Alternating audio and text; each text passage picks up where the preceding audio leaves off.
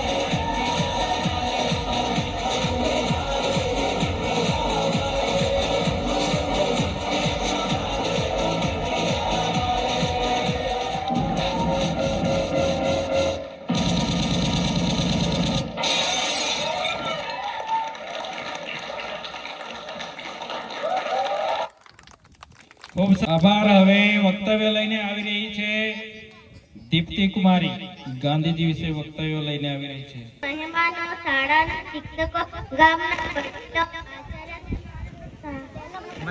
આચાર્ય સાહેબ, બધાને મારા નમસ્કાર।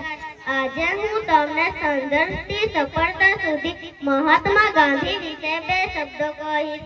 મહાત્મા ગાંધીનો જન્મ 2 ઓક્ટોબર 1869 ના રોજ પોરબંદરમાં થયો હતો।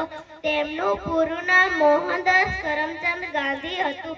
તેમની માતાનું નામ પુતળીબાઈ હતું। ગાંધીજીએ વકીલાત કરવા માટે દક્ષિણ આફ્રિકા ગયા હતા।